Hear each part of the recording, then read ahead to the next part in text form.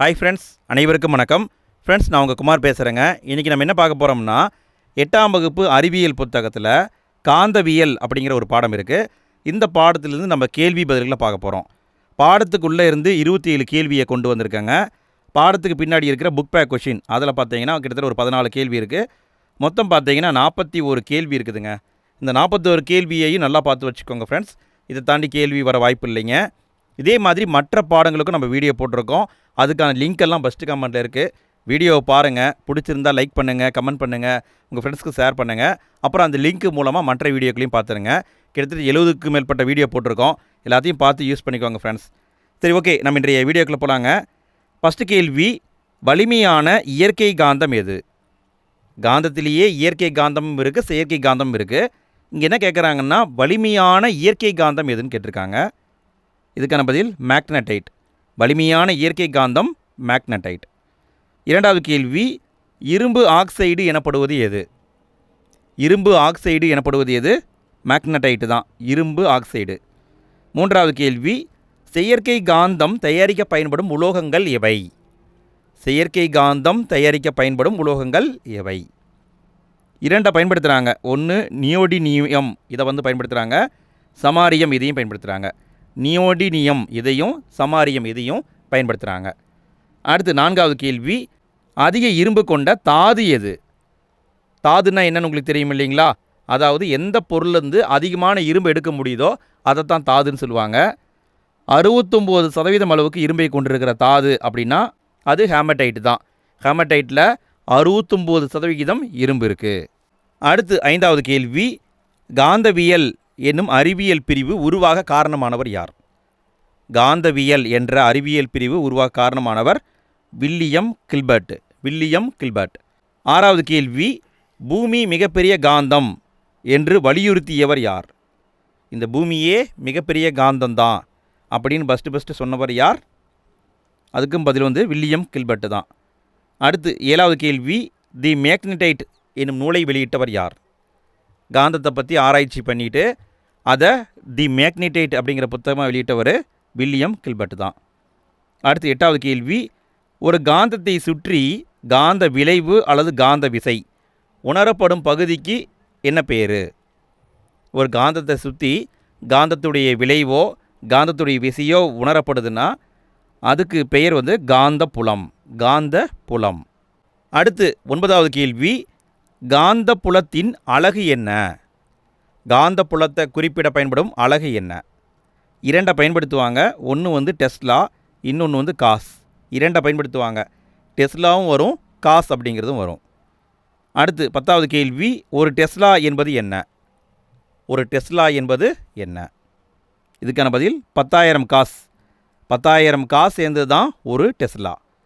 அடுத்து 11வது கேள்வி, டயா காந்த பொருட்களில் தவறானது எது? அதாவது இந்த காந்த பொருளை பொறுத்த வரைக்கும் 3 டைப் இருக்குதுங்க. டயா காந்த பொருள், ஃபெர்ரோ காந்த பொருள், பாரா காந்த பொருள். இந்த 3க்குமே தன்மை வேறு. அதாவது இந்த டயா காந்த பொருள் இருக்குது பார்த்தீங்களா, இதை என்ன தான் சுட்டு போட்டாலுமே அதை காந்தமாக மாற்ற முடியாது, ரொம்ப ரொம்ப கஷ்டம். அதுவே ஃபெர்ரோ காந்த பொருள் இருக்குது பார்த்தீங்களா, அதை ஈஸியாக காந்தமாக மாற்றிடலாம். இதுதான் கான்செப்ட்டு, சரிங்களா? அப்போ இங்கே என்ன தவறானதுன்னா அனைத்தும் சரிங்க. பிஸ்மத்து, தாமிரம், பாதரசம், நீர் எல்லாமே டயா காந்த பொருள், அதாவது காந்தமாக மாற்றவே முடியாது. அடுத்து 12வது கேள்வி, டயா காந்த பொருட்களில் தவறானது எது? இதுக்கான பதில் தங்கம், ஆல்கஹால், காற்று, ஹைட்ரஜன். இது எல்லாமே அதாவது சரிங்க, தவறானது எதுவுமே இல்லை. எல்லாமே டயா காந்த பொருள் தான். இது எக்ஸாம்பிள் எப்படி கேட்கலான்னா, அதாவது டயா காந்த பொருள் எது, பாரா காந்த பொருள் எது, ஃபெர்ரோ காந்த பொருள் எதுன்னு கூட கேட்கலாம், சரிங்களா? நல்லா பார்த்துக்கோங்க. பிஸ்மத்து, தாமிரம், பாதரசம், நீர், தங்கம், ஆல்கஹால், காற்று, ஹைட்ரஜன் எல்லாமே டயா காந்த பொருட்கள். அடுத்து 13வது கேள்வி, பாரா காந்த பொருட்களில் தவறானது எது? பாரா காந்த பொருளில் தவறானது எதுன்னு கேட்டிருக்காங்க. அனைத்தும் சரிதாங்க. பிளாட்டினம், அலுமினியம், குரோமியம், ஆக்சிஜன் எல்லாமே சரிதான், பாரா காந்த பொருள் தான். அடுத்து 14வது கேள்வி, பாரா காந்த பொருட்களில் தவறானது எது? பாரா காந்த பொருளில் தவறானது எதுன்னு கேட்டிருக்காங்க. மாங்கனீஸ், நிக்கல், இரும்பின் உப்பு கரைசல்கள், ஆக்சிஜன் அனைத்துமே பாரா காந்த பொருள் தான், தவறானது எதுவுமே இல்லை. அடுத்து 15வது கேள்வி, ஃபெர்ரோ காந்த பொருட்களில் தவறானது எது? ஃபெரோ காந்த பொருள்னா உடனே வந்து காந்தமாக மாறிடுங்க. இதுக்கான விடை இரும்பு, கோபால்ட், நிக்கல், எஃகு அனைத்தும் சரிங்க. அனைத்தும் சரி என்பது ஆன்சர். அதாவது இரும்பு, கோபால்ட், நிக்கல், எஃகு எல்லாமே ஈஸியாக காந்தமாக மாறிடும். இதை வந்து ஃபெரோ காந்த பொருள்னு சொல்லுவாங்க. அடுத்து 16வது கேள்வி. சீரற்ற காந்த புலத்தில் தொங்க விடப்படும் பொழுது வலிமை குறைந்த பகுதியிலிருந்து வலிமை மிகுந்த பகுதியை நோக்கி விரைவாக செல்பவை எவை? அதாவது வலிமை குறைந்த பகுதியிலிருந்து வலிமை மிகுந்த பகுதியை நோக்கி விரைவாக செல்லும். இந்த வார்த்தையை கவனிங்க. விரைவாக செல்லும் அப்படின்னா அது ஃபெரோ காந்த பொருள் தான். ஃபெரோ காந்த பொருள் அதாவது ஈஸியாக காந்தமாக மாறிடுங்க. அடுத்து 17வது கேள்வி. வெப்பத்தால் பாராகாந்த பொருளாக மாறுபவை எவை? வெப்பப்படுத்தும் பொழுது அது பாராகாந்த பொருளாக மாறிடும். இதுக்கான பதில் ஃபெரோ காந்த பொருள். ஃபெரோ காந்த பொருளை வெப்பப்படுத்துனீங்கன்னா அது பாராகாந்த பொருளாக மாறிவிடும். அடுத்து 18வது கேள்வி. எந்த ஒரு வெப்பநிலையில், இந்த வார்த்தை இங்கே வரக்கூடாதுங்க, ஃபெரோ காந்த பொருள் பாராகாந்த பொருளாக மாற்றமடைகிறதோ அந்த வெப்பநிலை டேஸ் வெப்பநிலை என்று அழைக்கப்படுகிறது. அதாவது வெப்பப்படுத்தும் பொழுது ஃபெரோ காந்த பொருள் வந்து பாராகாந்த பொருளாக மாறிடும். எந்த வெப்பநிலையில் மாறுதோ அதை கியூரி வெப்பநிலைன்னு சொல்லுவாங்க. கியூரி வெப்பநிலை. அடுத்து 19வது கேள்வி. பொதுவாக பயன்படுத்தப்படும் நிலைகாந்தங்கள் நிலைகாந்தங்கள் எந்த உலோக கலவையால் தயாரிக்கப்படுகின்றன? நிலைகாந்தங்கள் எந்த உலோக கலவையால் தயாரிக்கப்படுகின்றன? இதற்கான பதில் அல்னிகோ. இந்த உலோக கலவையால் தான் நிலையான காந்தங்களை தயாரிக்கிறாங்க. அல்னிகோ உலோக கலவை. அடுத்து 20வது கேள்வி. அல்னிகோ இந்த உலோக கலவையில் இல்லாதது எது? அல்னிகோன்னா இங்கே இருக்குது பாருங்கள். Aluminium, nickel, cobalt. அலுமினியம் இருக்குது, நிக்கல் இருக்குது, கோபால்ட் இருக்குது. இந்த 3 சேர்ந்து தான் அல்னிகோ. குரோமியம் வராதுங்க. சரிங்களா? இதிலிருந்து தான் நிலையான காந்தங்களை தயாரிக்கிறாங்க. அடுத்து 21வது கேள்வி. பூமியில் காணப்படும் வலிமையான திறன் மிகுந்த காந்தம் எது? இந்த பூமியில் இருக்கிற காந்தத்திலேயே வலிமையான காந்தம், திறன் மிகுந்த காந்தம் எது? இதுக்கான பதில் நியோடிமியம். நியோடிமியம்னு ஒரு டைப் இருக்குதுங்க. இதுதான் பூமியில் இருக்கிற வலிமையான திறன் மிகுந்த காந்தம். அதுவே மேக்னடைட்டுன்னு பார்த்தோம் இல்லைங்களா, அது வந்து இயற்கை காந்தம். இது வந்து செயற்கையான காந்தம். அடுத்து 22வது கேள்வி. பசு காந்தம் எனப்படுவது எது? ஏன் பசு காந்தம்னு சொல்கிறாங்கன்னா, பசுக்கள் வந்து புல் மேயும் பார்த்தீங்களா, அப்போ வந்து இரும்பு பொருட்களை சாப்பிட்ரும். அந்த இரும்பு பொருட்களை வெளிக்கொண்டு வர தான் இந்த காந்தத்தை பயன்படுத்துவாங்க. இதுக்கான பதில் அல்னிகோ. அல்னிகோ என்பது பசு காந்தம் என்றும் அழைக்கப்படுகிறது. அடுத்து 23வது கேள்வி. பால்வெளி விண்மீன் திரளில் அமைந்துள்ள நடைமுறையில் காணப்படும் அதிக திறன் மிகுந்த காந்தம் எது? அதாவது பூமியில் கிடையாது, இந்த பிரபஞ்சத்திலேயே ரொம்ப திறன் வாய்ந்த காந்தம்னா அது மேக்னிட்டார் அப்படிங்கிற காந்த நட்சத்திரம். எங்கே இருக்குது? பால்வெளி விண்மீன் மண்டலத்தில் இருக்குது. அடுத்து 24வது கேள்வி. காந்த அச்சானது புவியின் அச்சுக்கு எத்தனை டிகிரி சாய்ந்துள்ளது? காந்த அச்சும் பூமியுடைய அச்சும் ஒரே மாதிரி இருக்கான்னு கேட்டால் கிடையாது. லைட்டாக சாஞ்சிருக்கு. 10 டிகிரி முதல் 15 டிகிரி வரை சாஞ்சிருக்கிறது. காந்த அச்சு பூமியுடைய அச்சுக்கு 10 டிகிரியிலிருந்து 15 டிகிரி வரைக்கும் சாய்ந்துள்ளது. அடுத்து 25வது கேள்வி. டேஸ் என்னும் காந்த பொருள் புறாவின் அலகுகளில் உள்ளது. புறாவுடைய மூக்கில் ஒரு வேதிப்பொருள் இருக்குதுங்க. அதனால தான் புறா வந்து ஒரு இடத்துக்கு போயிட்டு திரும்பவும் ரிட்டன் அதே இடத்துக்கு வந்துடுது. இதுக்கான பதில் புறாவுடைய அலகுகளில் மேக்னடைட் இருக்குது. அதனால தான் அது வந்து ஒரு இடத்த லொக்கேஷன் மாதிரி ட்ராக் பண்ணி திரும்ப வந்துடுது. அடுத்து 26வது கேள்வி. காந்தப்புல வலிமையின் எண் மதிப்பானது புவிப்பரப்பின் மீது 25 முதல் 65 டேஸ் வரை இருக்கும். காந்தப்புலம் அப்படிங்கிறத நம்ம சொன்னோமா, டெஸ்லா காசுன்னு சொன்னோமா. அப்போ இந்த காந்தப்புல வலிமையின் எண் மதிப்பானது புவிப்பரப்பின் மீது 25 முதல் 65 வரை மைக்ரோ டெஸ்லா வரைக்கும் இருக்குங்க. மைக்ரோ டெஸ்லா வரைக்கும் இருக்கும். அடுத்து 27வது கேள்வி. குளிர்பதனிகளில் பயன்படுத்தப்படும் காந்தத்தை விட புவி காந்தமானது எத்தனை மடங்கு அதிக திறன் கொண்டதாகும்? குளிர்பதனிகளில் பயன்படுத்தப்படும் காந்தத்தை விட புவி காந்தம் 20 மடங்கு அதிக திறன் கொண்டதுங்க. 20 மடங்கு. ஓகே, நம்ம வந்து பாடத்துக்குள்ளேருந்து கேள்வியை பார்த்துட்டோம். அடுத்து நம்ம பார்க்க போகிறது புத்தக வினாவிடைகள். ஃப்ரெண்ட்ஸ், இந்த வீடியோ உங்களுக்கு ரொம்ப யூஸ்ஃபுல்லாக இருந்தது அப்படின்னா மறக்காமல் லைக் போடுங்க ஃப்ரெண்ட்ஸ். வீடியோ பற்றிய கருத்துக்களையும் கமெண்ட்டில் பதிவிடுங்க. உங்களுடைய கருத்துக்கள் ஒவ்வொன்றும் எனக்கு ரொம்ப யூஸ்ஃபுல்லாகவும் மோட்டிவேட்டாக இருக்கும். அது மட்டும் இல்லாமல் ஃபஸ்ட்டு கமெண்ட்டில் வந்து இதே மாதிரி மற்ற பாடங்களுக்கு வீடியோ போட்டிருக்கோம்.